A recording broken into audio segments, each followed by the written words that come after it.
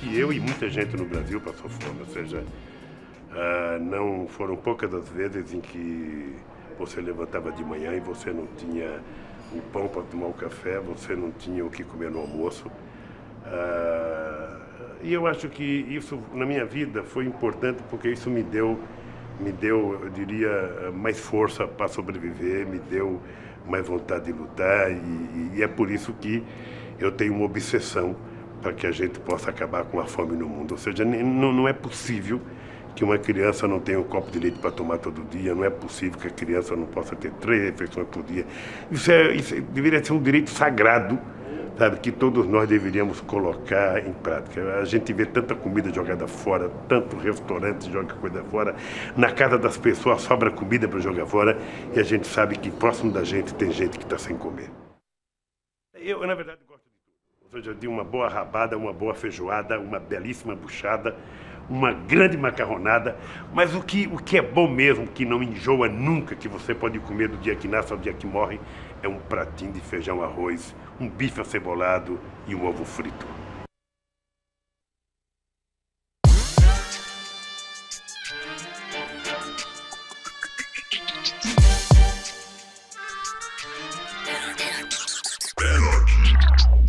Welcome to the Michael Brooks Show. It is episode 100. Thank you, everybody. Appreciate every single person that has made this possible, including, of course, the whole team. Matt, David, Forrest, Vic, Artesia, Mark, Ben, Rich. Ton of people helped make this happen and make it happen every week. And of course, each and every one of you watching, most importantly, our patrons, but everybody who interacts and shares, we appreciate it.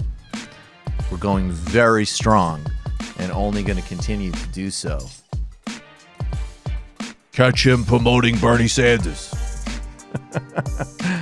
On this week's program, the great Brooke Thomas. She's making her debut on TMBS.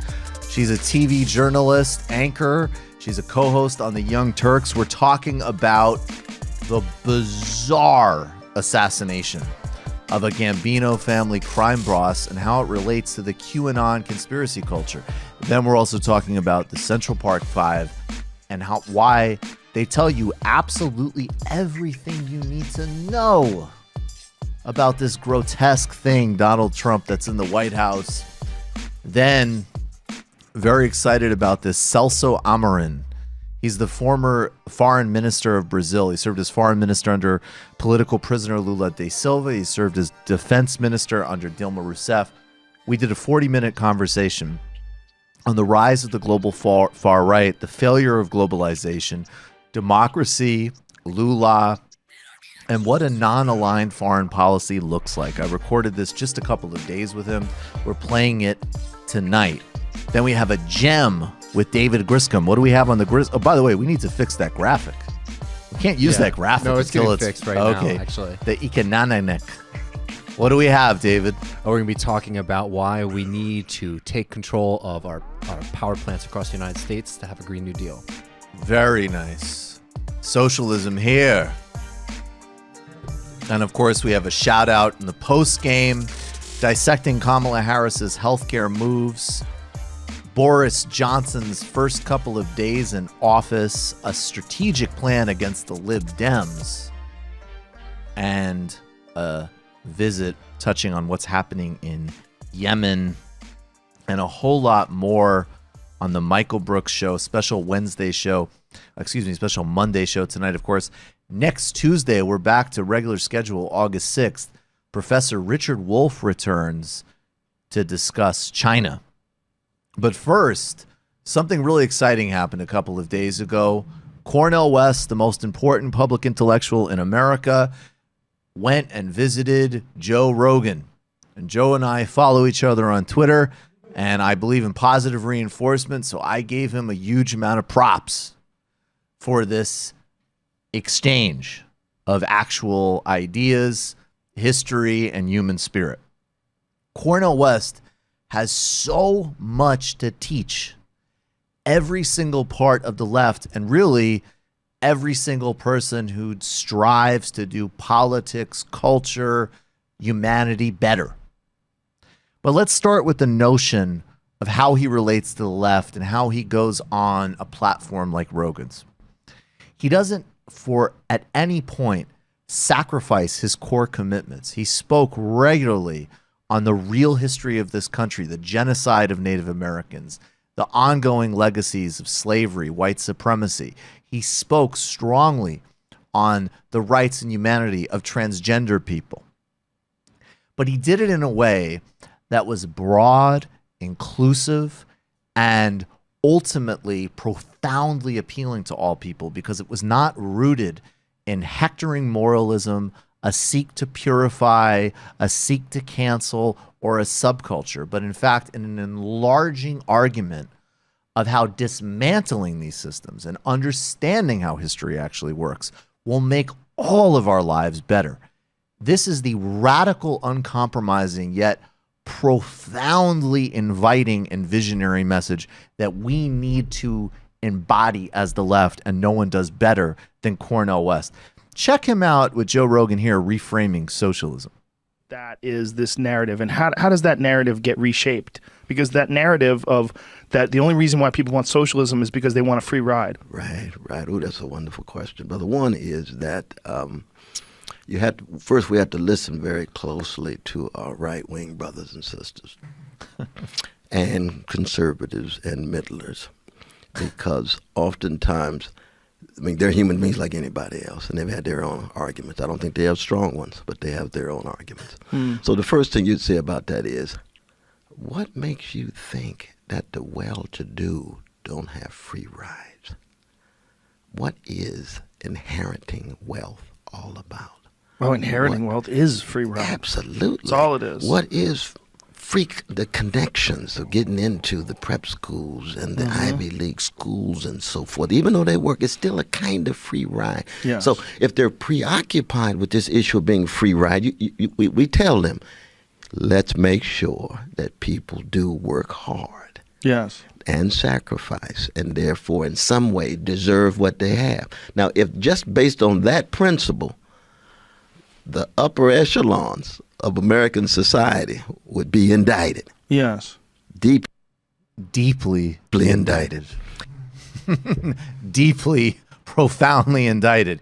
He invited, he brought in the frame, and then actually won the larger actual argument here about what privilege, what access, what supposedly not doing the work is. He also wasn't afraid of celebrating greatness.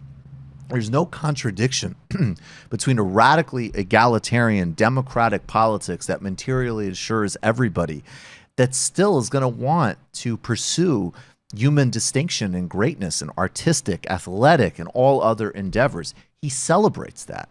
He talks about a rich and dynamic culture along with understanding profoundly our interdependence, both to each other and in our broader ecology.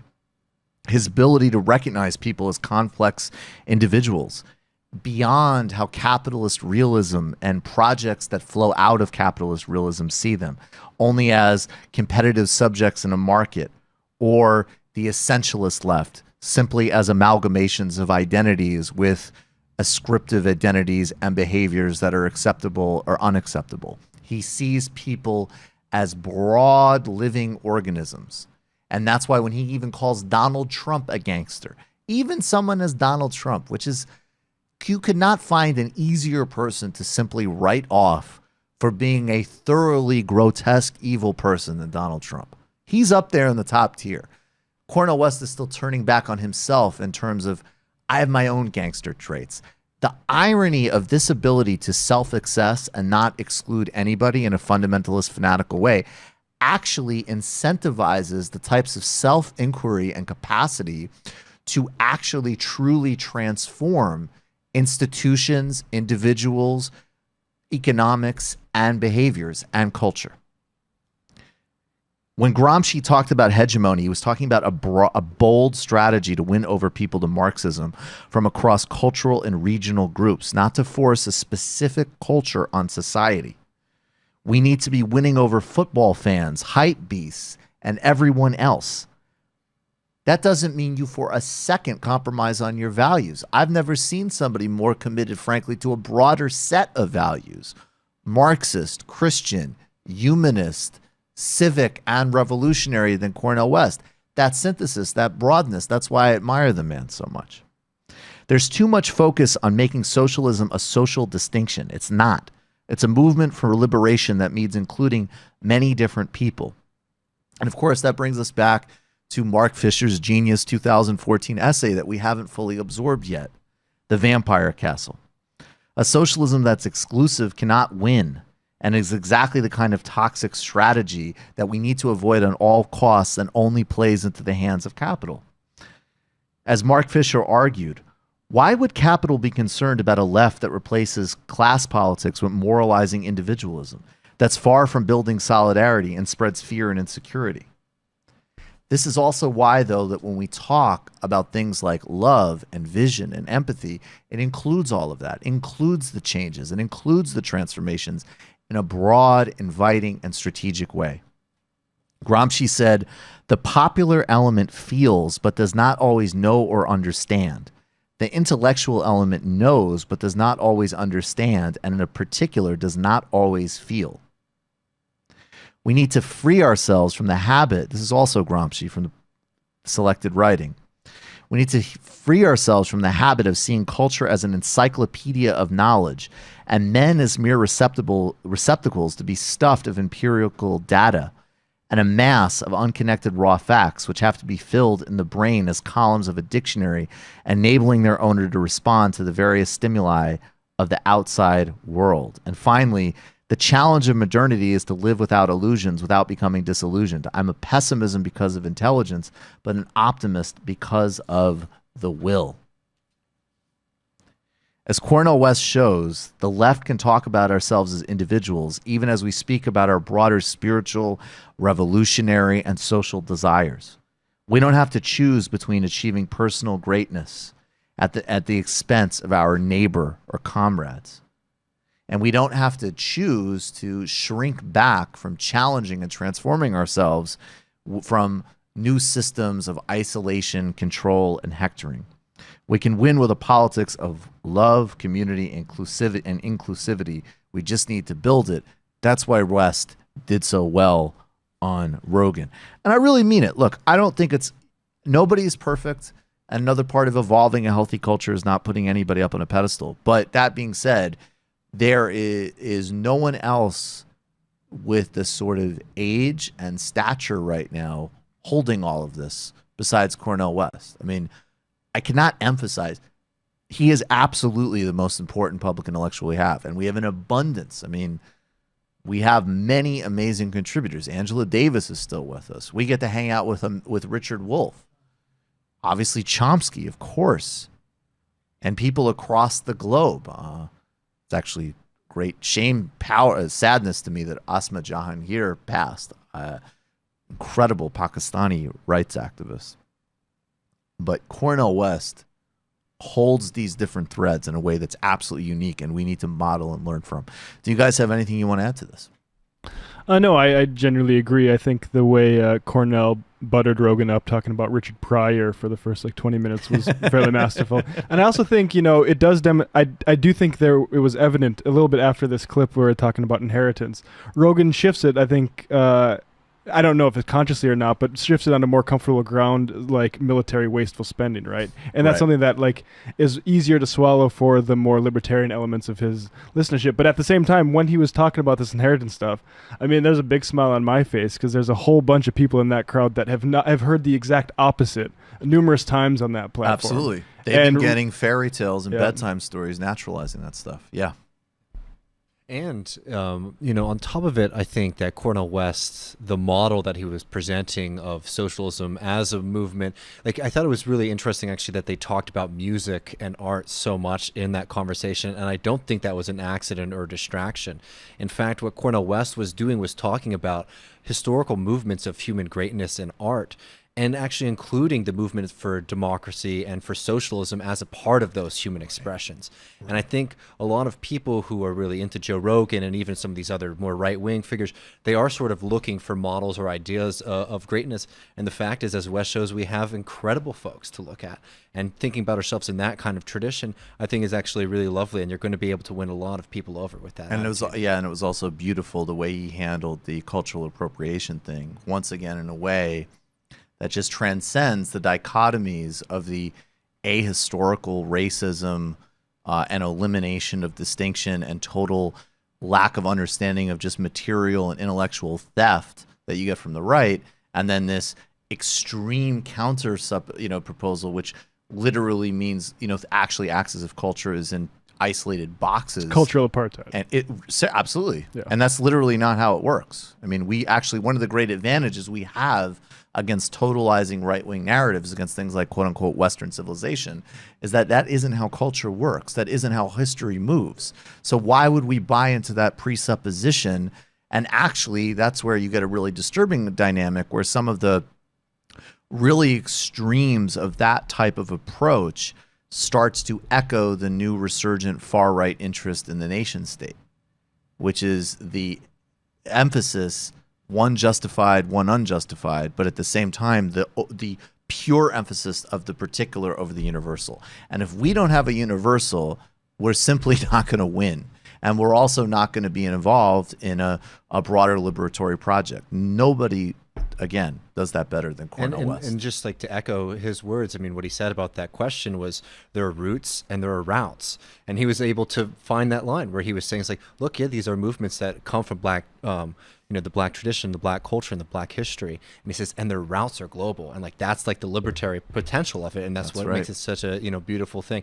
And I found that that was really smart rather than sort of falling into a trap that somebody on the right might love. Oh my God, he's saying there's no such thing as cultural appropriation. He didn't say that at all. No, he didn't. He like quite literally Not at just all. said, it's like, but there's, there's a distinction that we will have to make. And there's a fake version of this that the right wing likes to push up. And then some people, on the left accidentally push up as well. And he tore that down and made it very clear what that distinction was. Absolutely.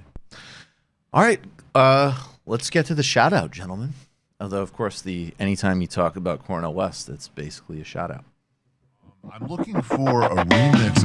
And now the shout out. Shout out. Shout out. Valuable Shout out. shout out. Shout out. Pile of ideas returned to low. It's quickly moving into the hot position. And now the shout out. Shout out. Pause the video. Shout out. Shout out. Recovery mode. Shout My out. brain is Shout out. Shout out. Geopolitical politics. Shout out. Competition would start kicking in. Shout out. I'm not funded by the Koch brothers. Shout out. Do some research for yourself. Shout out. Shout out. Shout out. Shout out. Shout out. Shout out. Shout out. That's amazing. The shout out, and maybe we should just do an every week a shout out until the end of this campaign. This is now a Bernie segment. This is now the shout out is now the Bernie segment. Shout out to Bernie Sanders, the candidate to vote for if you really want to take on some things. If you're not wasting your time right now. If you're not wasting your time, Bernie Sanders. Foreign policy is not only inseparable from domestic policy, it's also, as Daniel Bessner always emphasizes, and for some very bad reasons, by the way, is the area that a president has the most immediate power over.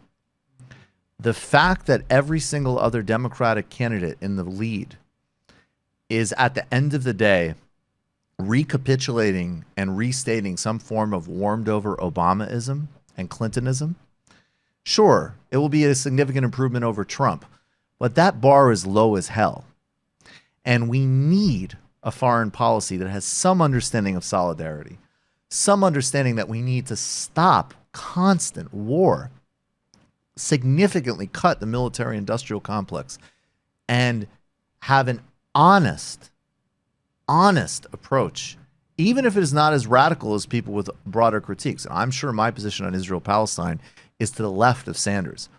That being said, even just a moderate and clear recognition of Palestinian humanity, you're not hearing in any substantive and consistent way from any other candidate, although some, like Beto O'Rourke, will be willing to state the obvious that Benjamin Netanyahu is, of course, a racist.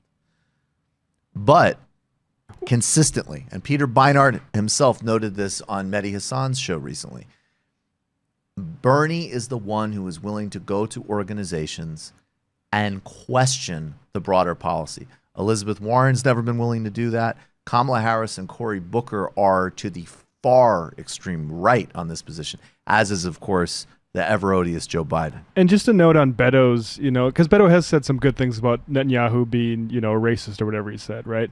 But the thing is how tepid that is I remember before I even worked at Majority Report when Netanyahu came and spoke in front of the GOP House, and even the House Democrats at that point were able to get their shit together. Oh, except for Tulsi Gabbard. Oh, yeah. Tulsi Gabbard went. And that was when the Republicans brought Netanyahu there to actively undermine Obama's Iran deal. And Democrats, including people like Tim Kaine, didn't go.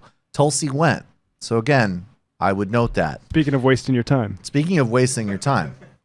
Word. And we'll also talk about that anti-free speech, anti-democracy BDS vote in the postgame. This is Bernie Sanders on Crooked Media stating the absolute bare minimum obvious, but one that is incredibly politically courageous, and you will not hear from any other candidate. You've been very critical of Bibi Netanyahu and the Israeli government. We spend a few $1 billion on aid to Israel. Would you ever consider using that aid as leverage to get the Israeli government to act differently? Absolutely.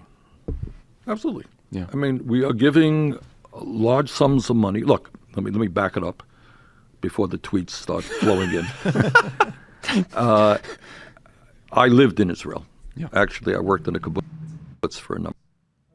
I was just going to say, it's interesting how nervous Favreau is. Like, that laughter he gave there, you can tell, like, even this question is a bit much for him to ask. Incredible. The utter neurosis about just having an honest conversation about this, including with somebody who, another thing, just really briefly, Beinart and Hassan noted, is that you will see, because of this moderate, humane position, some right-wing Jewish groups will try to defeat the first possible Jewish president of the United States because he recognizes Palestinians are human beings. That's how utterly distorted this conversation is. But go ahead. Flowing in.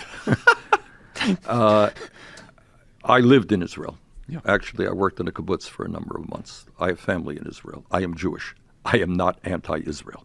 Okay, I believe that the people of Israel have absolutely the right to live in peace, independence, and security. End of discussion. That is what I fervently believe.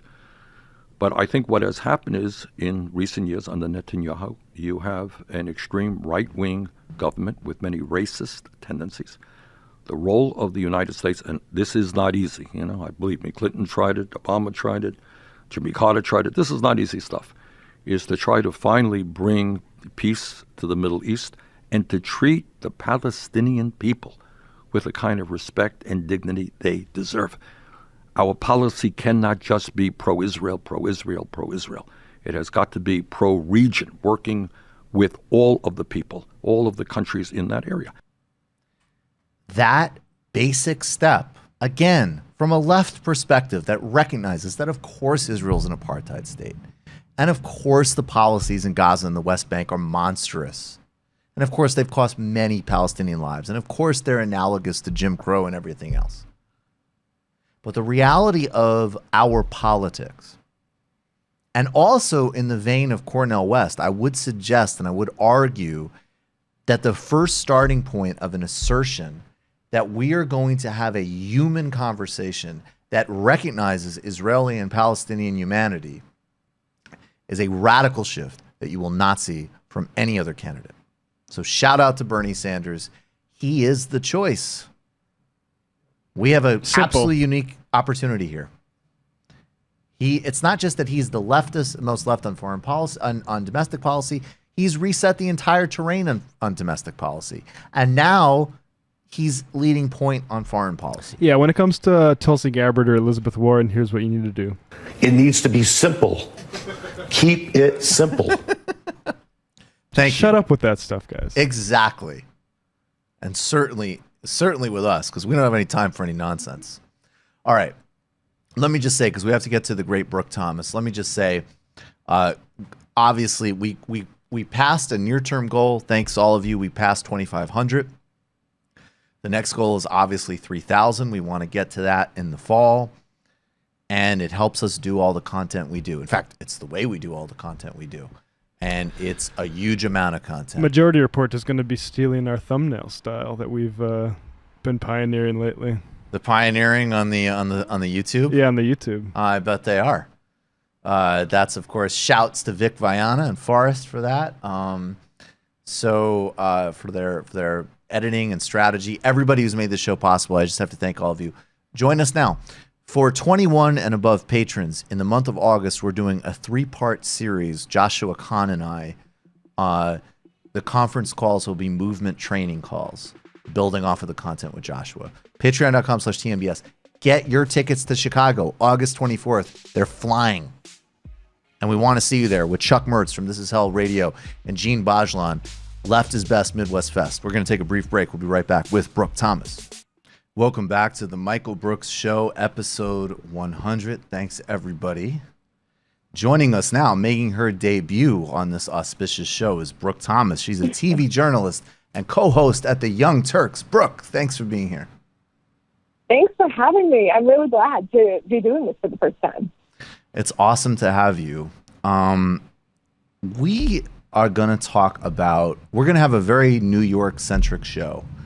And we have at least a segment. And let's start. We're gonna do the bizarre, messed up one second, and do this really disgusting but really important one first. And we're gonna play this clip of Donald Trump talking about the Central Park Five. And to me, there's a lot of conversation about the Central Park Five, and I feel like, there's a new show on Netflix. It's back in the public conversation. And to me, obviously there's thousands of different examples of Donald Trump. He's sort of like a synthesis of all of the worst things about this country. But I think you could look at the Central Park Five as the perfect window into understanding everything about this man and his presidency. So I'm going to throw to you in a second, but first I just want to play 15 seconds of a PBS documentary of Donald Trump talking about the Central Park Five. You better believe that I hate the people that took this girl and raped her brutally. You better believe it. And it's more than anger, it's hatred. And I want society to hate him. Brooke, first of all, could you talk a little bit about, and I believe you called them the Exonerated Five, and Donald Trump's relationship to them? Yeah, well, it's bizarre because as a private citizen, we know he's had issues with race, period, just with how he handled his own buildings, his own companies. We know that from the beginning. But as a private citizen, he took it upon himself to take out this full-page ad, essentially asking for the death penalty for, at that point, was a group of 5 children who hadn't been convicted of anything yet. It was just, this is the story going around the city. This is who did it. There were these kids in the park. They were doing all kinds of crazy things. And this is what happened to a woman who doesn't remember what happened to her. And they need to die. And, I was talking about something the other day. I think that the Central Park Five case in general, it exposes so many problems with our criminal justice system. One, how easily and I hate kind of using the phrase mob mentality, but it really does happen. It's more than when we're talking about, canceling an actress who said the N-word. We're talking about people's lives and children's lives, and none of really the details were out at all. No real proof or real DNA or identifiable evidence or eyewitnesses. And everyone decided that these 5 boys did it because they were little black kids who weren't from great neighborhoods. And the man who was to become the president of the United States, he jumped on that and was a leader in that. He spent thousands of dollars to call for their death. Not only that, but we do have the big issues with the criminal justice system and how children are treated and the problems that can occur when you send a kid to Rikers and then to men's penitentiaries. There so many issues, and my biggest issue with this now is that the president of the United States is still not willing to apologize after they've been wholly exonerated. And not only that, but talk about that more. Yeah. So they have been exonerated. The man who actually did this confessed. Not only did he confess, but the DNA put him at the scene of the crime. Just him, only him. He confessed completely. He knew details that were never released. And not only that, but he was a serial rapist and a murderer. And not only were these 5 boys, their lives were ruined. And I'm glad that they're still alive and they're able to change their lives now. But there were things that happened to these boys at the time that they can never go back and they can never just wipe away and erase. You put somebody in prison as a child, and one of the boys was sent to a men's prison, a state prison. When you put them in jail and prison as children for years, you can't just wipe that clean and the trauma that comes from that once they are set free. So yeah, their lives have changed forever, but not only did the person who did this ruin, a big part at least of their lives, but there were women who wouldn't have been raped, a woman who wouldn't have been murdered. Her children would still have their mother had the police been focused on catching the person whose DNA was at the scene of the crime. Yeah, and I just want to read out. It's Corey Wise, Raymond Santana, Kevin Richardson, Antron McCrae, and Yusuf Salim. And they were all charged between the ages of 14 and 16 years old. They were dragged into a police station. They were not given proper representation. And they were basically bullied into confessing to something they didn't do. And at the time, there was this whole idea, I think it was, I'm so bad right now because I'm forgetting it. I think it was called wilding. But there was this, that's what they called it. Yeah, that's like tabloid. Can you talk about that? And I guess too, like with Trump, and I just want to quote really briefly too. He wrote, this is all, in block letters. And I just want to say, I'm not even trying to make a cheap joke here, but it's like, this is something that Donald Trump actually paid for, right? Like we know that Donald Trump has like a history of not paying people after they do work for him or anything. He immediately actually wrote a check to get an ad in a New York newspaper saying, bring back the death penalty, bring back our police, all in bold letters. So there's like a through line of, as you said, the criminal justice system. Then there's this tabloid culture that makes up this, this notion of like wilding versus like, I don't know, kids of all backgrounds, teenage boys, get up to shit. And then there's Donald Trump, once again, because I can't separate this from the way he talks about MS-13 or terrorism or Elijah Cummings, right? Like this is the methodology of his politics. Yeah. The words, and that's why when people say, and I don't want to get off topic too much, but when people say, should we be focusing so much on the racism, on the words? Yes, because people will tell you over and over and over again, these words are dangerous. They lead to violence. And these words match how he's treating brown people at the border. So yes, we should be focused on what comes out of his mouth. We should be focused on who he was willing to rent an apartment to. Yes, we should be focused on him spending tens of thousands of dollars to ask for just forget the Sixth Amendment when it's black kids, huh? We should be focused on the fact that he was willing to spend thousands of dollars to ask for a bunch of kids to die. Yeah. Right. And he said recently in front of the White House, there are people on both sides of that. They admitted their guilt. If you look at Linda Fairstein, if you look at some of the prosecutors, they think that the city should have never settled that case. So I'll leave it at that. Which is so upsetting. Because if the city shouldn't have settled that case, they wouldn't have given out $41 million. They just wouldn't have. Why? But, they wouldn't have. And they did. They settled that case without admitting wrongdoing. But they settled that case. And, of course, the woman who built her career on the backs of these boys, of course she doesn't believe the city should have settled this case. That doesn't prove anything. Right. Her whole career's at stake. Yeah. Right. Yeah, right. Do you feel like there's some way of understanding, like there's the racism, there's the fear, the crime and race panics, but like something about like understanding like tabloid culture? Like a lot of people talk about the reality TV, but there's something very specific, I think, about like tabloid culture and Donald Trump too. What do you mean? I mean, like the way that if you listen to how he talked about like putting this ad in a New York tabloid in the 80s, the way like all of the Howard Stern interviews, some of which like I'm not going to lie, I think are pretty funny, but it's like, and then going on Fox News, like at each step of his career, he's like going to these very like tabloid places and then like almost like refining how he's gonna like sell things to people, whether it's reality TV or racism or a presidential campaign or a casino. I mean, I could be off on it, but to me, like when I read about this, because again, it was Trump, but it was also the New York Post. The New York Post had a headline with a picture of these boys, and it said animals. Ed Koch said things like this. There was something like the media was driving it as well in a very significant way. That's where the whole like wilding thing even comes from. Yeah, and problems like that, I still talk about that. Problems like that are, Trump is not the only racist in the world. Right. And a lot of well-meaning people have, for lack of better words, like racial blind spots.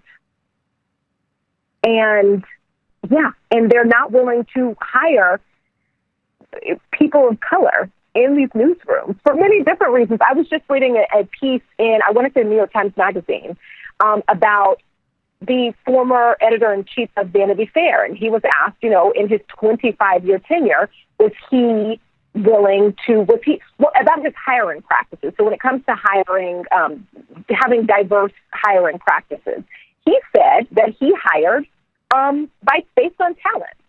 And the reporter comes back and is like, yeah, well, everybody says that. And it's true. Everybody says that. And there are no black people, no brown people in any of these jobs. Some of the greatest publications that are quick to just call out how many disparities in our criminal justice system, in our healthcare system, in our educational system do not have black and brown people in their newsrooms. Some of the biggest, most amazing places in politics who are all willing to, you know, say that black women in the South are who's going to decide this primary, don't have black women on their staff. You know what I mean?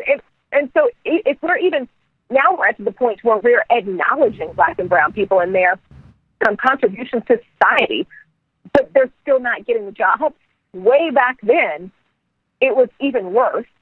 And that's what happened. You have a newsroom full of people who are all, and not all, but a lot of people actually scared of little black boys or don't have a problem with that. There's not enough people to speak up and say, hey, you know what? We shouldn't publish that. Hey, you know what? We should call it racism because it is. But you know what I mean? Like the problems that we're still having today, that is a symptom of the same, you know what I mean? I think that, so I'm not surprised by that. I'm not surprised that something like that took off because that's just America. Right. And that's what happens when you don't have people that move through this world with a different perspective. That's what happens when you don't have them next to you. You have your own beliefs, and you're willing to publish that as truth. Right. There are a lot of papers in the South that are all like just now coming out. National Geographic just did it. A lot of them now coming out and being willing to like publish these editorials apologizing for how they fueled racism decades ago and how it caused actual like physical harm to black people in the South, and how the National Geographic perpetuated these horrible stereotypes about black women. And so, I mean, we're trying to get there, but I'm not surprised. That's what happens when there's not enough people around you to say, well, wait a minute there. Right. Let's not call the kids animals, you know? Right. Let's not. Right. Just even like this very basic, like, I don't know. It's like capacity building that just like, when you are not in a monoculture. Yeah. That's right. I want to, this in a way, in a very, I mean, there's a couple of like odd connections about what we're about to talk about next. It's way less important, but we have tabloid, we have people believing wild nonsense, and we have New York. So I want to play a brief clip just to set this up. I don't know if people remember 4 months ago, the head of the Gambino crime family was assassinated in Staten Island. Brooke, I feel a little bit guilty to admit this. Look, I don't want there to be violence. I don't want people to be hurt. But as somebody who reads a lot of books about Colombian drug cartels, the mafia, I was like, oh, wow. It's like, is a new war about to happen in New York City? I was thinking of a lot of like comedic scenarios of like a hit in front of like an acupuncture clinic, you know?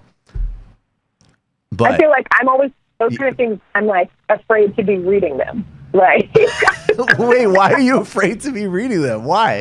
Like, afraid to read them, afraid to like tweet about El Chapo, afraid to be caught reading them. I don't want anything to do with it. El Chapo. Some guy in Guadalajara is like, no, that chick on TYT is too smart. Well, Michael was afraid to watch JFK by Oliver Stone. That's a post-game story, my friends. Like Matt, Brooke, I'm going to be honest with you, and I'm going to pretend nobody else is watching or listening, even though a lot of people are. Matt is telling a private drug story from when I was like 15 years old to dunk on me, just so we're clear about what's going on. It's actually exactly what I would do, frankly. I'll just say I took mushrooms. I was 14 or 15. I had to go home, and my parents were asleep, and I was really into the movie JFK at the time, the Oliver Stone movie, which does not hold up well. I put that on, and 15 minutes into the movie, Brooke, I thought, because I was in that state, that the movie was part of the conspiracy. And what happened is, if you watch the movie, the CIA knew you needed to be taken out. So I crawled to turn it off so someone didn't snipe me through the window. So I get it. Maybe we shouldn't even be talking about this. No, but let me play this. I want to set this segment up for us. We're going to play a brief news report about this, and then I'm going to throw it to you, Brooke, because don't worry. This is about, we're really talking about QAnon. We're in no way disrespecting the Gambino family. In fact, you'll feel bad for the boss of the Gambino family. He got killed for doing the most righteous thing he's ever done in his life. All right, let's watch this. Camelo faces murder, assault, and weapon possession charges in the death of reputed Gambino family boss Francesco Frankie Boy Cali. High-power lawyer Robert Gottlieb is his defense attorney. The issue of safety for Mr. Camelo while he's imprisoned is real. At his you last hear that, court Brooke? hearing, It's real. Camelo flashed his hand at reporters, scrawled with pro-Trump messages, writing on his hand with blue ink, MAGA forever, and a large Q. That was real. That was what he wanted to express that date. Additionally, the NYPD said their officers had come into contact with Camelo twice in February, once at a New York courthouse where he told officers he wanted to make a citizen's arrest of Congresswoman Maxine Waters and Congressman Adam Schiff, both Democrats, and a day later at Gracie Mansion where he told officers he was there to arrest Mayor Bill de Blasio. Gottlieb wouldn't clarify what his client's recent changes in behavior had to do with Cali's death. Brooke, what do you, and again, all respect to the five families, but Brooke, what do you think of this? First of all, my name is no longer Brooke while we're doing this story. Excuse me. No, Anonymous guest one. There was another part of that that is really scary. Just thinking about the fact that this man actually was so wrapped up in this love for Donald Trump and willing to just do anything, throw out all logic, that he walked up to who he knew was a mob boss, to his house, to his personal home, and knocked on the door and asked him to come outside. And at some point, somehow, he pulled a gun and shot the man. But thinking about how that went down and how at least from his attorneys, he wanted to make a citizen's arrest and turn this man into the military for Trump, right? He also wanted to do that to the Honorable Congresswoman Maxine Waters. And that scares me, because I know there are a lot of threats against her constantly, and just how this went wrong, it worries me about, like, if he had gotten too close to her. And how, this is all wild and crazy. And then you think about how much scarier it could have been, and that how there are people in 2019 walking around willing to do stuff like this, and their president generally calls them good people. Well, I would say not only good people, I can imagine Trump, like, because, I think we know that Trump dealt with people like this in the 80s and the 90s. Imagine Trump would be like, I had no idea. If you could just convince them of QAnon, I could have dealt with all of my labor disputes. Something you said earlier, you were talking he had no about idea. His whole building process could have been easier if Alex Jones was alive. Exactly. Because the man likes attention. He likes attention. There was something at the beginning of that about threats on his life. If you were his brother, would you move? Definitely. 100%. Got it. 100%. I mean, find me in London. 100%. Oh no, not somewhere that people don't go for fun. And what I had actually heard though, did you hear that? Yes, he had this whole list of people because he's obviously out of his mind, but that specifically he was upset at Callie because Callie told him to stay away from his niece, which is why I was saying this guy could have been killed for being like a nice uncle after all the other things he did in his life. Yeah. After everything, right. Ugh. Do you get, as like a final question, I'm just kind of curious. I mean, the QAnon stuff is like, I'll have right-wing people, like particularly kind of like, twerpy IDW people will bother me, like Ben Shapiro people, whatever. I don't really see QAnon stuff that much like in my timelines or my world, but clearly it's a really big thing. Do you like see it out there, or do you have to actually like read about it and learn about it? I don't see it out there. And the reason we don't see it is because it doesn't make enough sense to formulate a complete sentence. Right. You don't want JFK Jr. to still be alive? Wait. Oh my goodness. It's so weird, right? It's very so weird. These people are serious. I never want to be trapped in that side of Twitter. And never. Neither do I. We'll never do another segment on the mafia or QAnon again. What's the mafia? Brooke Thomas, I really, really appreciate you doing this. This is awesome. We'll definitely have to have you on again soon if you can. Check out all of Brooke's work. She's a TV host, an anchor, and of course, she is a part of our friends, the Young Turks. Brooke, thanks so much for doing this. Thanks for having me. This was fun. Awesome. Take care. All right, bye. Bye. All right, folks. I still can't get over that story, honestly. I know like one time Felix and I were supposed to talk about it, but he is in jail or in court after assassinating the head of the Gambinos, doing this Q nonsense. It's so bizarre. It's so like, it is like an times dilated, to be fair to Mike Cernovich, is just the stupid way of saying what Adam Curtis says in all of his documentaries, though, in a way. Right. Time is getting dilated. It's weird because I think the internet exists, but I also think like when you look at the history of people who've taken shots at political leaders, for instance, they have some weird causes themselves. That's actually very true. That is very true. Well, to be actually pushed to that, you probably have to be pretty by a thread. But I think the weirder thing about the QAnon thing is how popular it is. Honestly, like, and if you particularly go, boomers, right? And if you go on like Trump's Twitter, oftentimes I was screenshotting it the other day. Maybe I'll find him later. It's just like, account after account going on about this. So it's a pretty wide conspiracy theory, unlike the other ones, which are a little bit more contained. Right. Well, I love the Mueller is secretly working with Trump one. All right, folks. Here's what we're gonna do.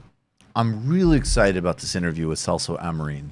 So I will appreciate, and I don't necessarily look at the live chat that much, but I will say this is one where don't spend the Celso Amorim interview writing about who your favorite YouTuber is. Pay some goddamn attention, all right? Foreign Policy Magazine said this man was the best foreign minister in the world. But in all seriousness, we covered a lot of ground here. I'm really proud of this. Become a patron today. That's how all of this happens. get your tickets to the Chicago live show. When we come back from the interview, David is going to do his gem segment, and then we're going to go to the post game, and we've got to talk about what's happening in the UK and a whole bunch of other things. This interview was recorded on Thursday, and it's about 40 minutes long, and I'd urge you to check out Celso's book, which is in English, called Acting Globally. It came out in 2018. We'll be right back. Welcome back to the Michael Brooks Show. Joining us now, and it's very much an honor to have him on our 100th show, is Celso Amorim.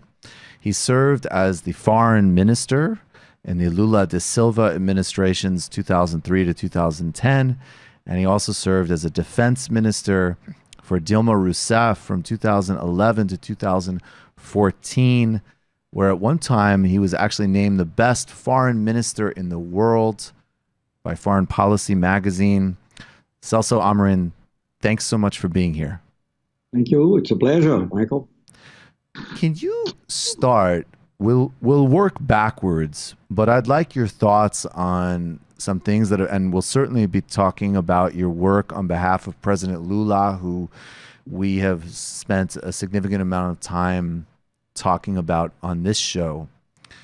It's recently come to our attention that President Jair Bolsonaro wants to appoint his son as ambassador to the United States. I will say, as an American, this is a very Trump-style move. so I could see how that thought process might work.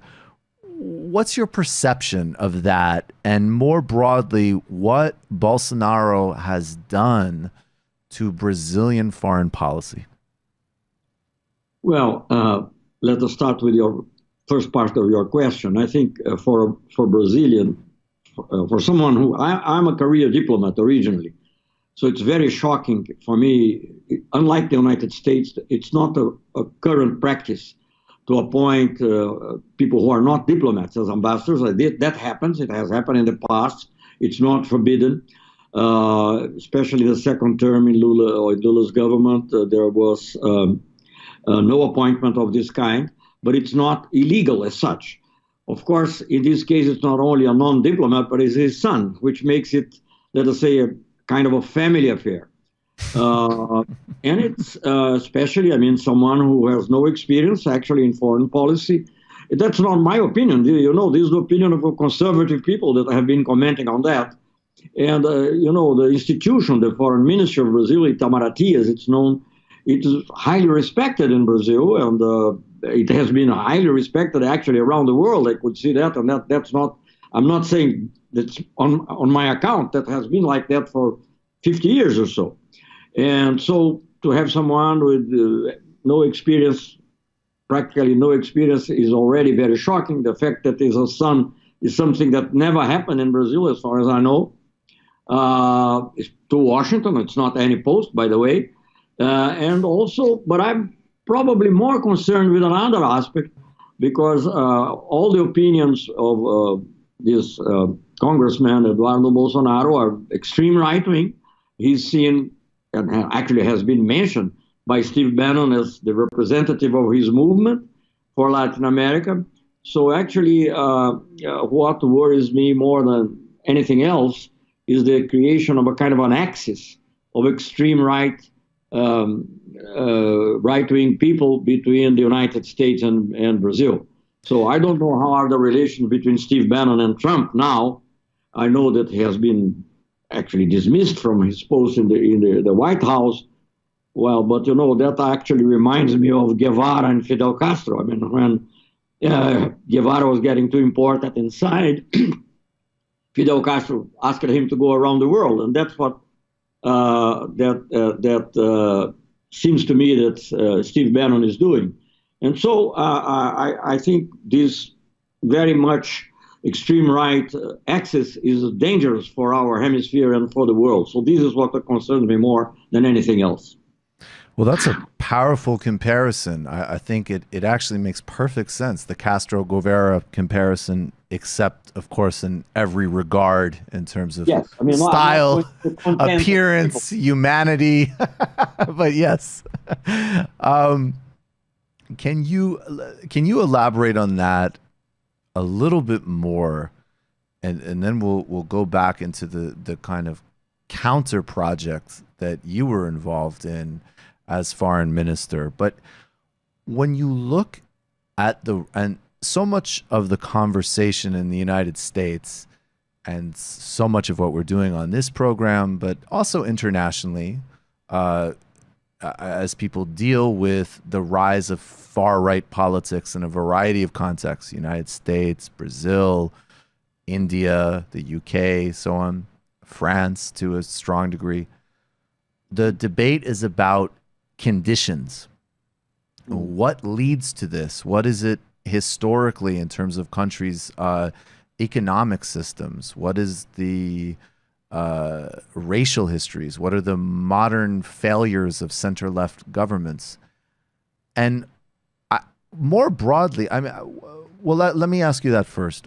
What do you think is giving the Bannons of the world an opportunity in this moment? What has led up to this? Well, maybe in one word or a few words, is frustration with the results of globalization. I mean, I would say, which is not something surprising, because I think it would be expected. But at the same time, these people, this is very much like some countries in Europe in the 30s. You know, the people are frustrated with economic conditions, with everything that's happening. At the same time, they don't want to lose their privileges, or what they see as their privilege vis-a-vis of lower classes. So they tend to extreme right options. This is precise, and tend to see enemies in people who are somehow below their own status. I mean, that happened in Germany in relation to Jews or to whatever, but it happens now in Europe in relation to immigrants. Immigrants is also a problem in the United States. Well, in Brazil, we don't have these problems, although people are trying to invent them, actually. Brazil didn't sign, actually it signed, but it went out of the new convention on immigration, on global immigration. And this was pure imitation of Trump, because we don't have an immigration problem. I mean, the number of immigrants in Brazil is ridiculous. It's much smaller than the number of Brazilians who live abroad now. So, but there is this compulsion to imitate Trump. But coming back to the conditions, I think there are always the people who are, in a way, threatening your own situation. Maybe immigrants, it may be, say, Jews or foreigners or whatever. And I think in our case, this has to be seen internally as the people from lower classes threatening to have a better share in the GDP, in the income, and of course this was more or less tolerated when the economy was growing. But once the economy falters and let us say the cake becomes doesn't grow so fast, then the reaction of the people who feel threatened and who feel frustrated by these globalized world order or economic order, they tend to go against the poorer, and they tend to embrace radical far-right doctrines. I mean, of course, it's a very complex problem, and I'm oversimplifying it, but I mean, that's what I see in common between countries that are so different, like the UK and Brazil or Poland and the United States. One of the things that's an exception in Brazil in some ways, at least it seems to me, and this is when we can, start talking about the Workers' Party record and the leadership of Lula and the foreign policy you charted with him. When it comes to the United States and the rise of Trump, it's very easy. Well, it's not easy, but one trajectory is the foundational, and it manifests in different ways depending on economic conditions and circumstance, but that this is a historically racialized and racist politics. And then you look at the modern Republican Party, Richard Nixon, and the Southern Strategy, and you can draw a straight line as outlandish as he is, Donald Trump is in a clear tradition. And then you can also say that our Democratic Party has, in certain areas been at times more socially progressive and so on. But it has not. I mean, it has not been something that has protected people from the bad effects of globalization you mentioned. In fact, it's been an agent of globalization, of a very kind of corporate variety. So in some ways, the disillusionment, and now we see the resurgence of Bernie Sanders and so on, so it's much more complicated now. But the disillusionment in the United States seems very clear, the different causal conditions. What shocked us is that in Brazil this happened, and you have, a president who pulled tens of millions of people out of poverty, who really increased the broad-based well-being. If President Obama did for the United States what Lula did for Brazil, we would say he's the best president that we ever had. So what's the sort of complication in the Brazil? Is it as simple as the economy slowing down under Dilma? Well, I don't know. I mean, I don't know. I mean, who would say what precisely? Because in Brazil, of course, many people think that Lula is the best president we ever had. Right. The problem is that you have, let us say, the economic elite who doesn't want to go on dividing its part of the national income. You have many people in the lower middle class who feel threatened. I mean, and they tend to think in comparative terms. So it is all right for them to be not to be so well, provided there are people who are lower than them. But if these people are now growing, precisely the reason why the right wing in Brazil grew, it's precisely because Lula took, one of the reasons is because he took 20, 30, maybe 40 million people out of poverty. I mean, that's threatening for those who consider themselves, it's a very stratified society. Brazil had slavery until very late in the 19th century. Actually, if you look at Brazil as it is today, although our forms of discrimination have been historically more subtle than those in the United States, or certainly South Africa in the past, but it's a very unequal society. And this has several dimensions, including a race dimension as well. So I think when people see that, the place for their children in school in universities might be threatened by quotas, or when they think that some part of their income will be taken away to improve some time of the extra income would be taken away to improve the lot of the poorer people. They tend, and especially when the economy becomes, as it did, slows down, and we had a very big recession. When that happens, all these things together tend to favor these extremist positions, and which have, of course, racist connotations. It has connotations in terms of gender. It has connotations, I saw now in Poland that they are trying to create kind of areas which would be quote unquote free from LGBT or gays. Yeah. Well, the same attitude, maybe not yet the same measures, but the same kind of attitude is now being seen in Brazil.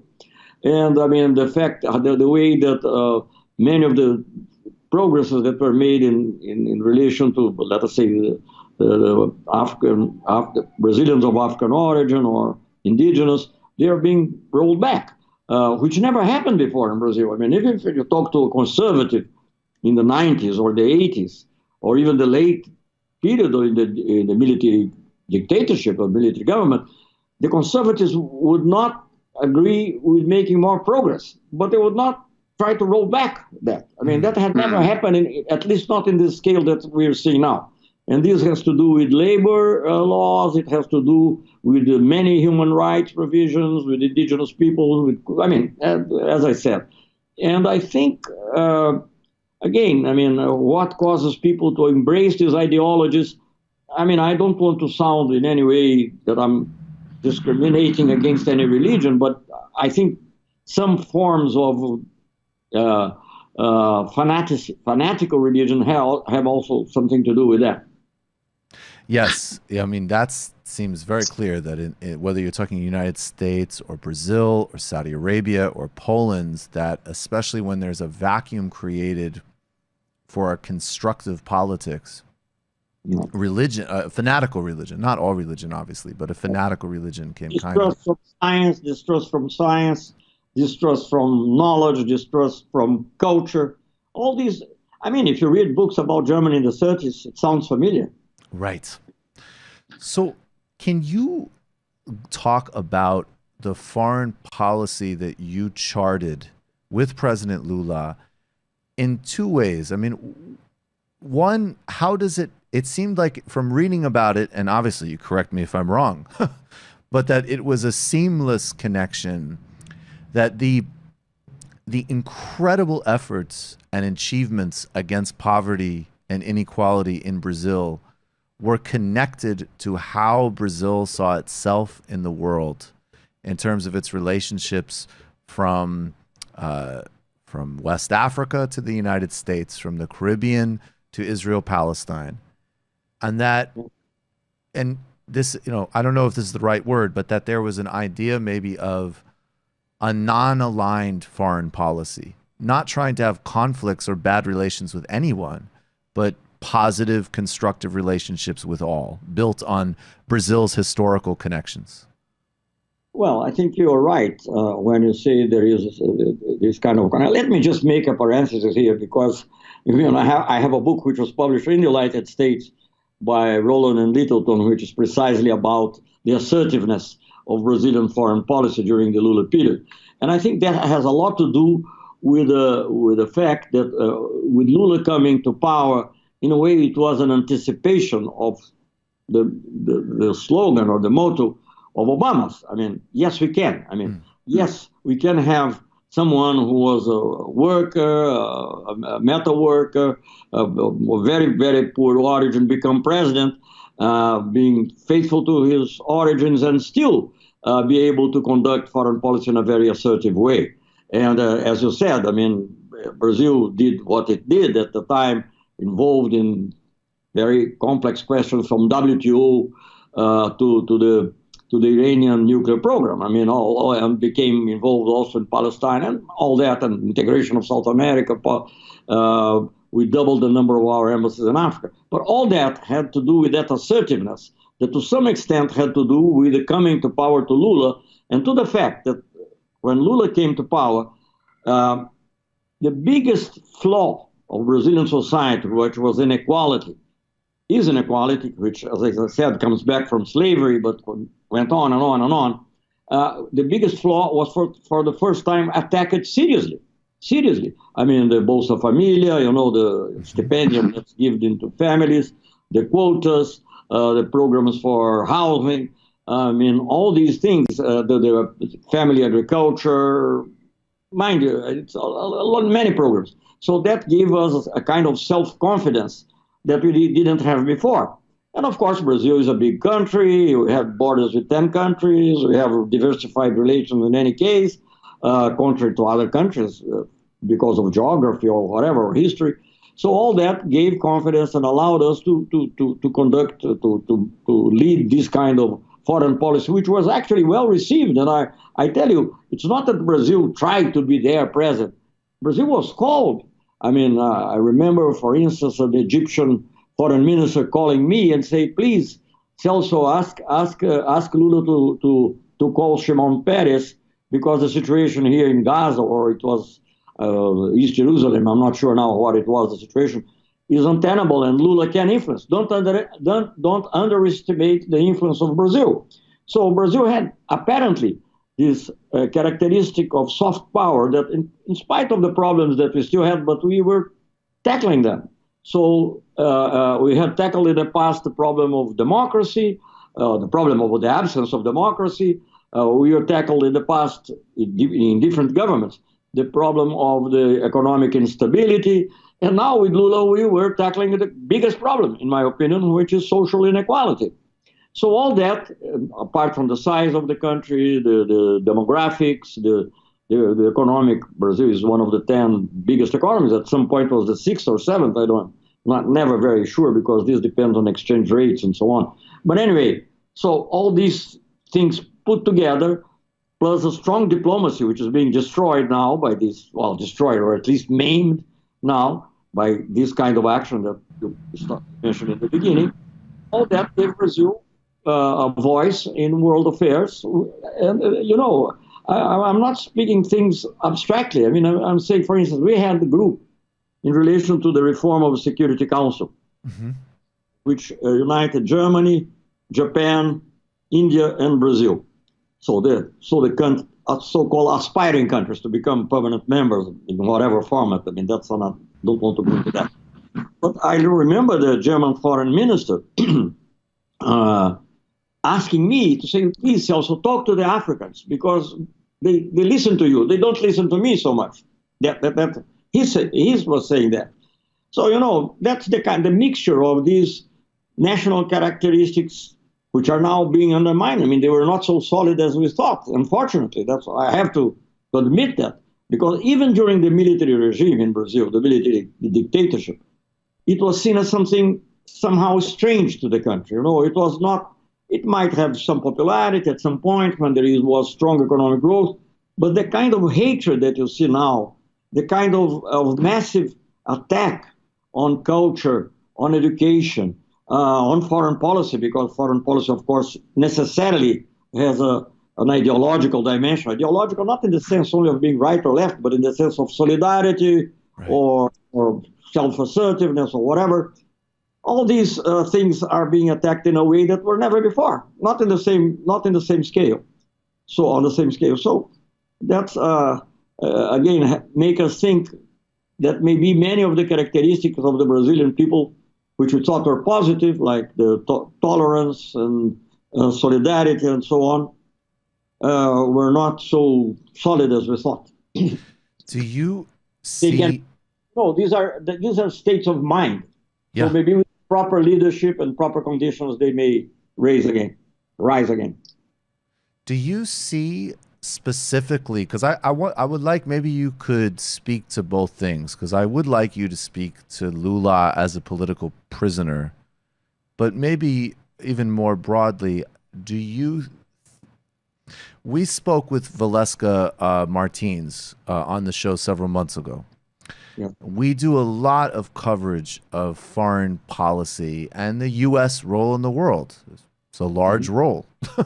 How do we navigate solidarity as we kind of, as we sit in Brooklyn and think through these things? Do you think there was a U.S. role in the lawfare and political process against Lula and the Workers' Party? And if so, where would that was that just because of the basic claims of sovereignty over Brazil of the Lula government? Well, I think, I don't want to make like one of the prosecutors here that he said, I don't have the evidence, but I have the conviction. So I don't want to say the same thing about Lula. But Thank you. That's a judicial process. It's different from politics. On politics, you can make inferences. And what I would say is that by the logic of things, I have the impression that, yes, there was, and by also the evidence, the scant evidence that we might have, but it's some evidence anyway of cooperation between the car wash operation and the attorneys in the United States and the DOJ in the United States. I think it very probably, yes, there was a role for the United States. How much it was a planned role, how much it was instigating in the beginning by the United States, or it was the other way around. It started and when I say the United States, it's not necessarily the United States government. It was not necessarily Obama. Actually, mind you, when Snowden made those revelations about spying in Brazil, Germany, and other countries, Obama gave the impression that he didn't know. I'm not sure that he knew or he didn't. But anyway, so there are things, which come from the intelligence community, which come from other places, or which come from the interest of financial capital, in which the government is not necessarily involved. But if you read some declarations, for instance, from the former ambassador in Brazil and was former undersecretary or even Deputy Secretary, Undersecretary, I think, in the United States, Tom Shannon, you'll see that he says more or less that and I think this was in an interview, I don't remember, I don't know if it was Forbes or anything like that, in the United States. Tom Shannon saying that we followed with great attention, concern, I don't know what was the precise word, what Brazil was trying to do in terms of integration of South America, forming a bloc with more participation in world affairs. And now it's not him saying, but I'm saying. And at the same time, you had things like the BRICS, which somehow had an impact on the world balance or whatever. So I would not be surprised. And you had the oil and the findings of the oil in the deep sea in Brazil, and the decision to take the oil for us. So, I mean, if you take all these things together, I would not be surprised that something, I don't know if there is a deep state as such in terms of an entity, but that these interests together could well have, I'm certain, more or less certain, that these have helped the lawfare that took place in Brazil.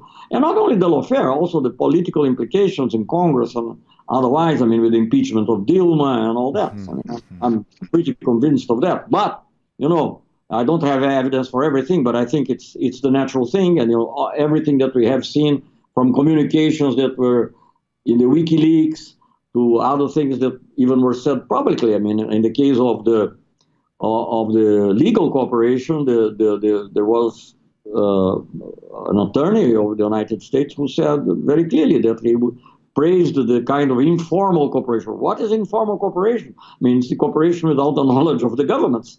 So, and that's what, and if you take the national security document in the United States, it puts fight against corruption as a number one thing. It used to be fight against terrorism, and now it's corruption. Okay, it's okay to fight terrorism, it's okay to fight corruption, but it can also be used to regime change, as it has been used in many places.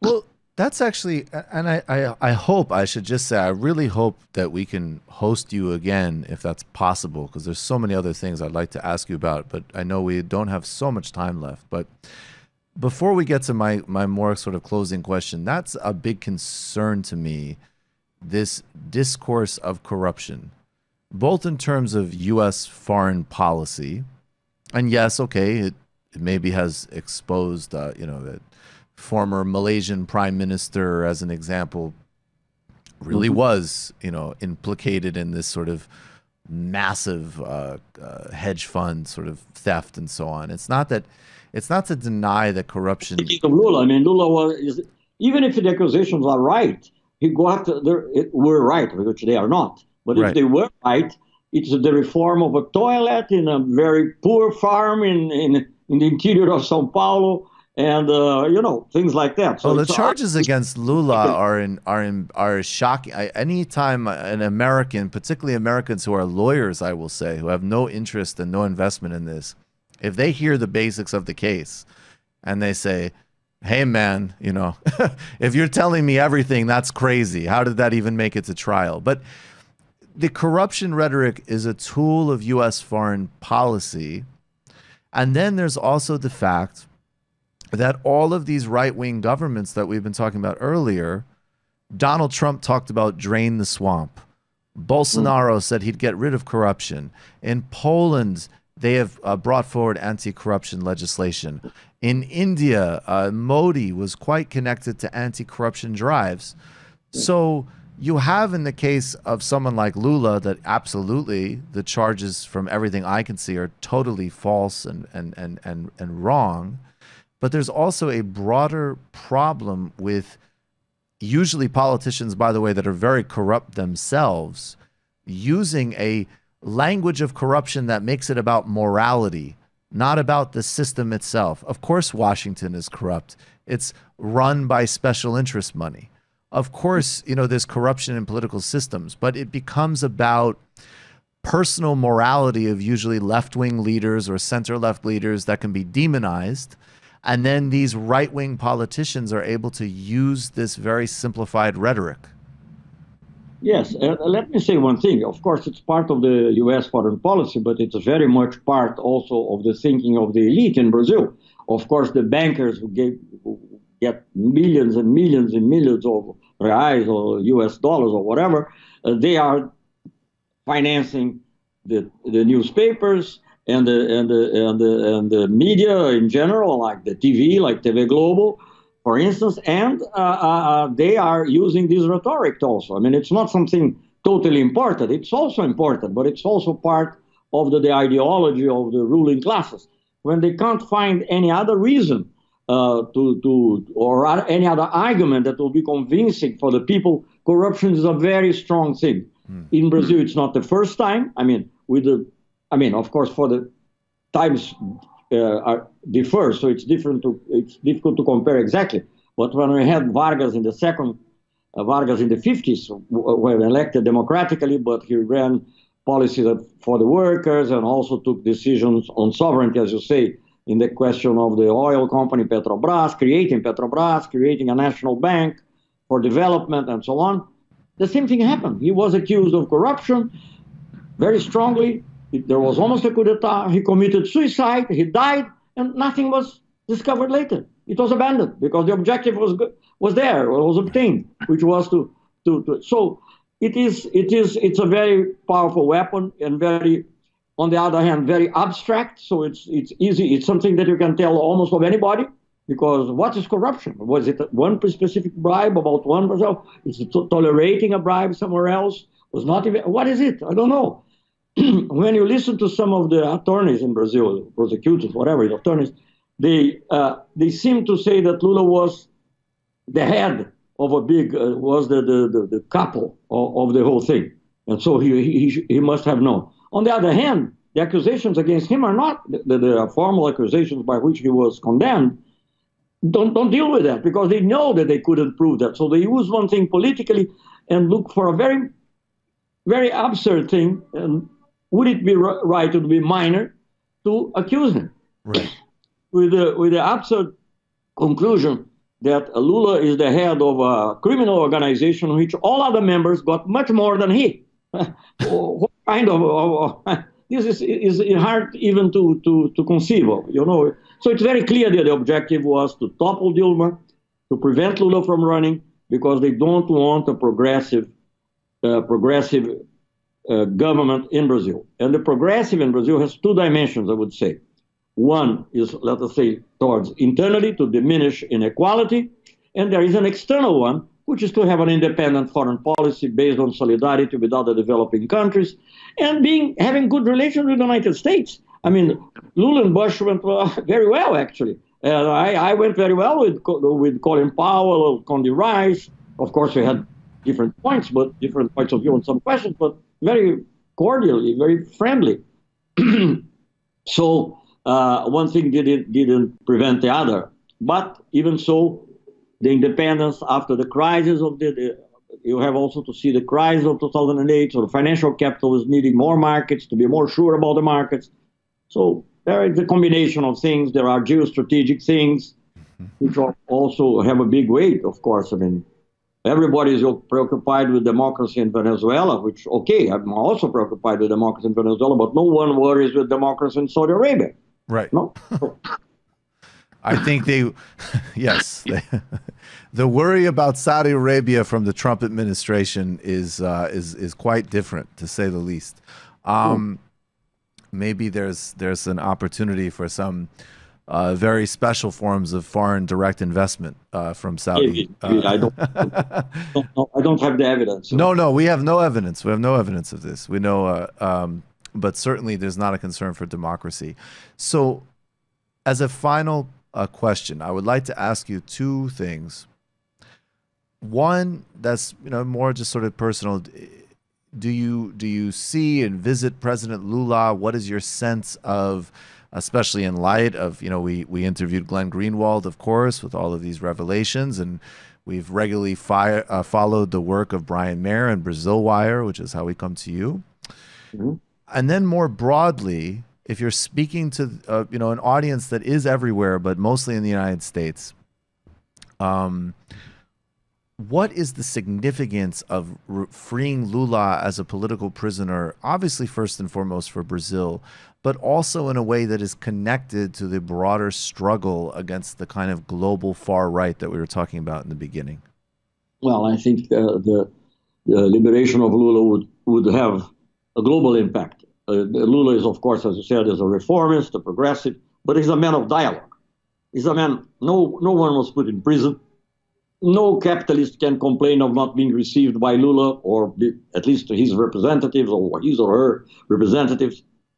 So I think, and what Brazil needs more than anything else now is dialogue, peaceful dialogue between different, and the recovery of the, let us say, the rational discourse, because now it's irrationality. It's typical of the far right, the irrationality to play the far right. This is not new in the history of mankind. Humankind, we had that in the 30s, as I mentioned before. Actually, by the way, you mentioned corruption being used. And the other day I was reading an article in the FT, and the illustration, I don't know if it was in the paper, but I mean, that's what I saw on the internet. The illustration was a poster from 35 or 36 in Germany. It's a big army, and it's an official poster, from what I could guess. It was with an arm of a person, which is creating fight corruption, and written fight corruption, and the hand was smashing Jews and communists. So that's how it is used. Right. And do you see President Lula? Oh, sorry. Not only for Brazil, but I think it is important for all developing countries, and to a large extent even to the balance of the world, because not Brazil will be decisive. I don't have any. But if you have Brazil going in a more democratic way, if India was going also in a more democratic way, and if we have a dialogue with different countries of different ideologies and so on, this helps the world to find, and this was, it's not only me. I was Foreign Minister for Lula, so it's natural that I try to defend his legacy.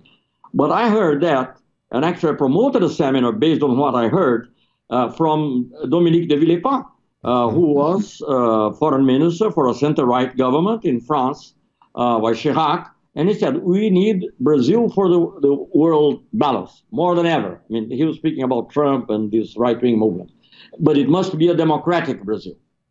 And that's really what we don't have now. We are running fast to a very I'm very much concerned. I don't want to use words because, it's very easy to speak about fascism or whatever. And each ideology has its time, but we are going to very extreme situations, the denial of rationality, the denial of science, which affects environment, affects human rights, affects whatever you want. And all that is very worrying. And it's not new in the world. It's new in Brazil.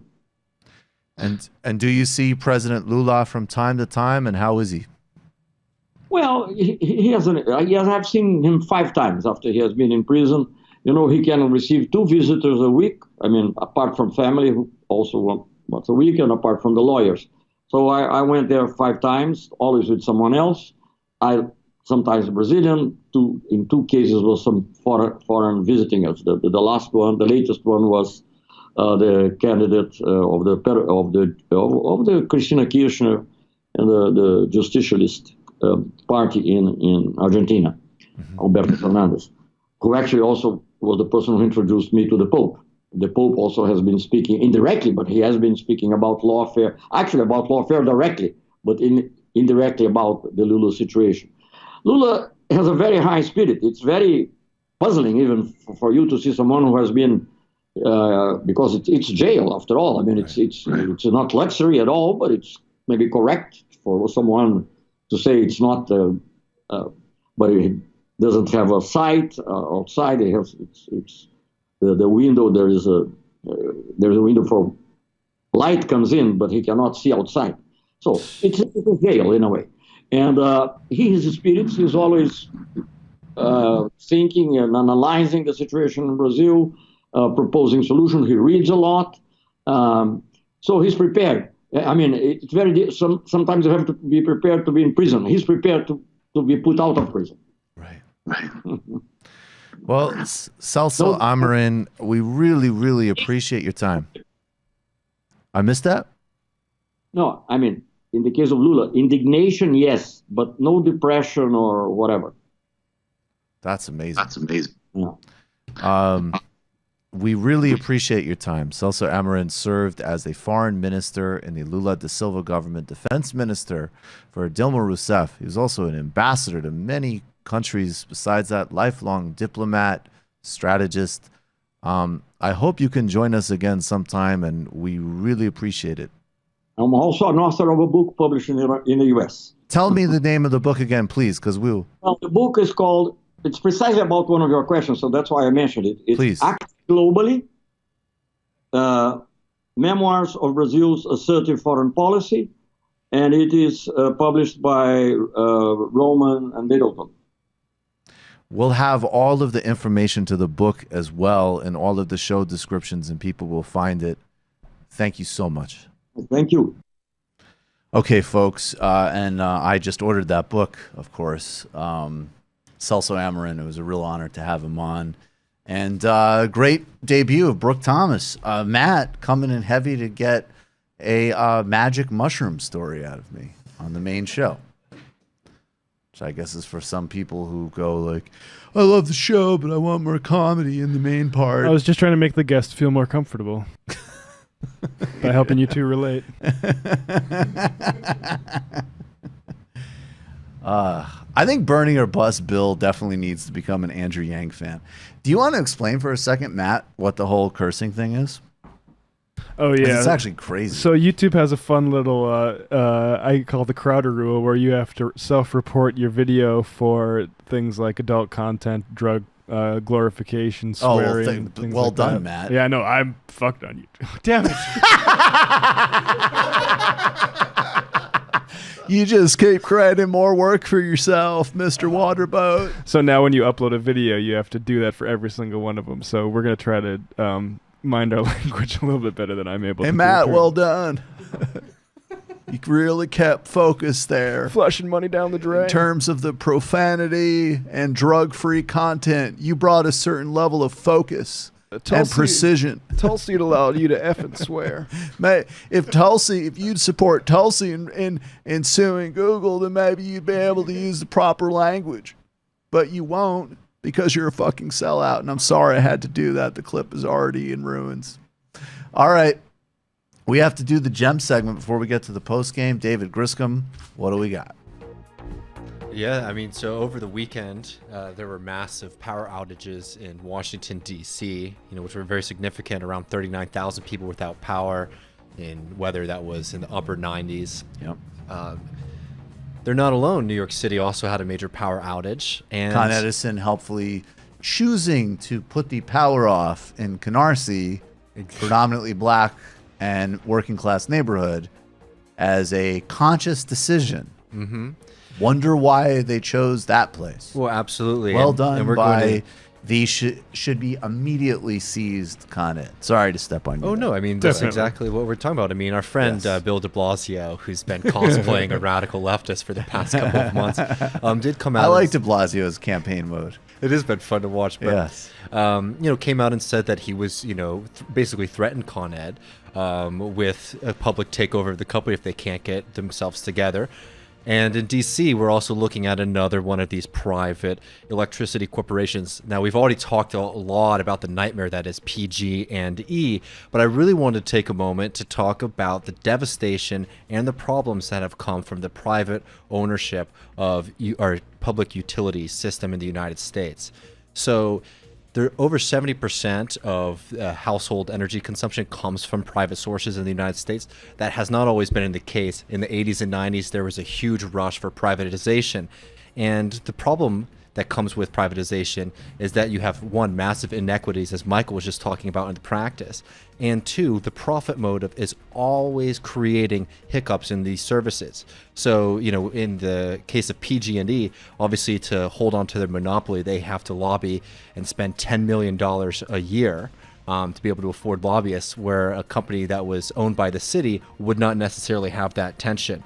And when we're talking about moving towards a Green New Deal and dealing with the ecological effects of climate change, our energy consumption is going to be the number one way that we start to deal with that problem.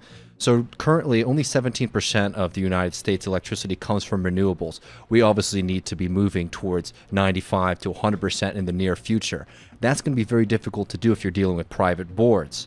Not only is publicly owned utilities, city-owned utilities, better for democratic control, they also tend to be dramatically cheaper. Publicly in 32 out of 48 states where both public and private electric systems are in existence, 32 are cheaper than the overall 48. So it actually tends to be significantly cheaper.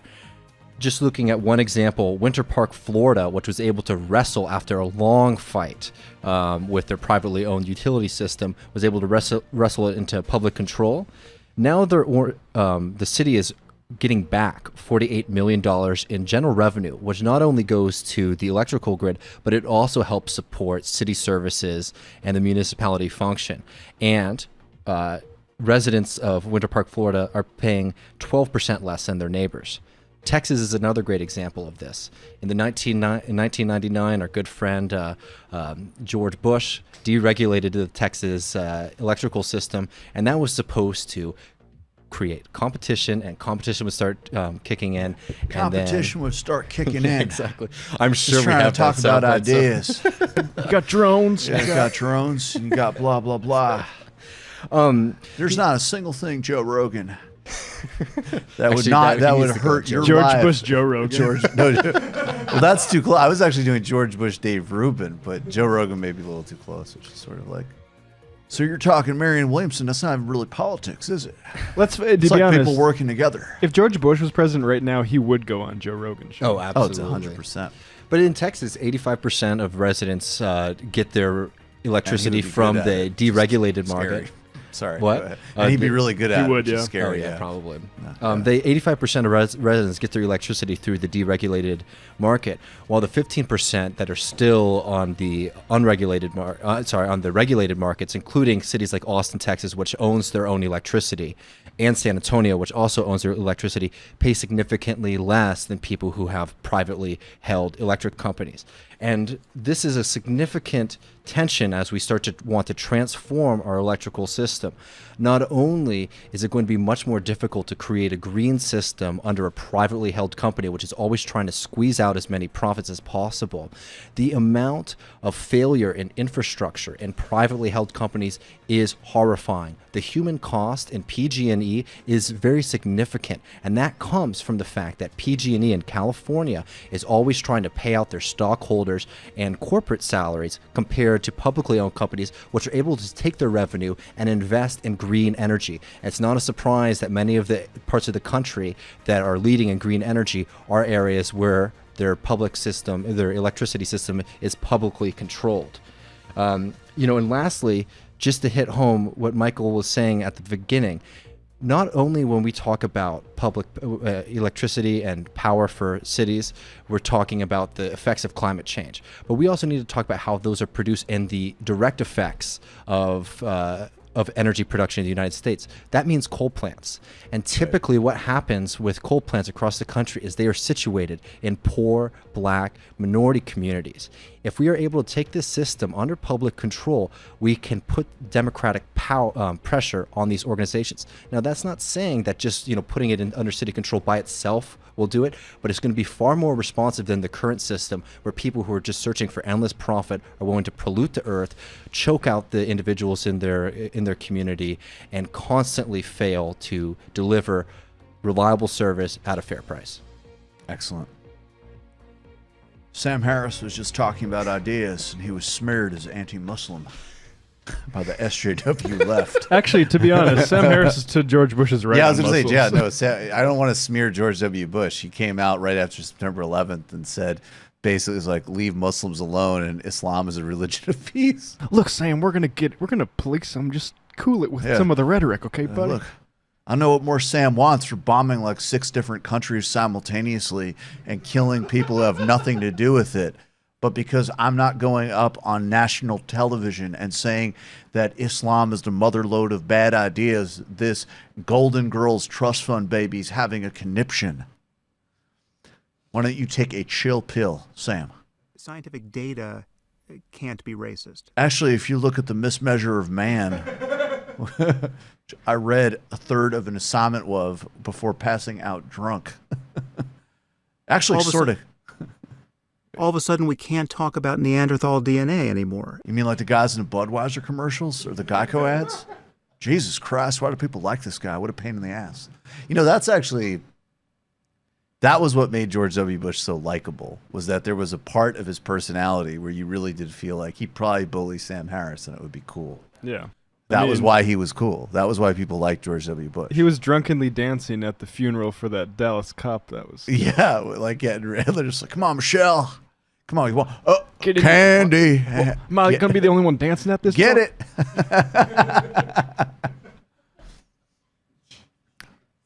It's like, so we just announced a new drone program in Pakistan. That'd be funny. It's somehow if like Sam is calling him to whine. Because you could see, like, with Obama, it would just be like, I think what Sam misses is that we need to build bridges in order to deal with the problem. Yeah. And then it would just be like, somehow George Bush would be like, so we just set off a brand new drone program in Pakistan, but I'm guessing you have a problem. I didn't say something about a thought experiment on national television in order to encourage yahoos to harass people who own 7-Elevens. Go ahead, Sam. Bother me with your nonsense. It's actually a great character. Just George W. Bush George W. Bush dealing with Sam Harris. Sam, I can just go to John Bolton if I want to hear about somebody talk about nuking Muslim communities. Yeah, and at least she's a little bit animated. And doesn't think that having a 14-year-old's view of religion makes him a great intellect. Shut up, Sam. You go and have your argument with Cenk Uygur. I was really stimulating. I really love the way you used the nuclear football's thought experiment to say what you already said in the beginning, but pretend it was a hypothetical so you didn't have the balls to back up your actual position. Well done, Sam. All right, folks, we're going to go to the post game. Become a member of TMBS, patreon.com/TMBS. This is the way this whole thing happens. This is episode 100. I appreciate all of you. I just want to say really briefly, next week I'll be on The Hill for the second time at Crystal Ball, so you can check out my first appearance over there. I did a great interview with a channel called Rebel Base on YouTube with a guy named Greg Belvedere. We talked about ecology, socialism, psychedelics. It was really interesting, a little bit of a change of pace. And I was also on No Filter with Anna Kasparian, the great Anna Kasparian, one of our really good friends and regulars. She'll obviously be on TMBS again soon, but I want to let people know, of course, if you haven't yet, check out Woke Bros, me and Waz, once a week on the Bomb feed on Black Opinions Matter. Just letting everybody know all the different things. Of course, Literary Hangover with Matt. Get it and become a patron today. If for some reason you haven't yet, subscribe. We crossed our first 60,000 subscribers. Let's get past 3,000 patrons in the fall. Let's get to 100,000 subscribers on YouTube in the fall so we can keep spreading this far and wide. Thank you for all the super chat donations. Thank you for taking us through 100 episodes. I appreciate all of you.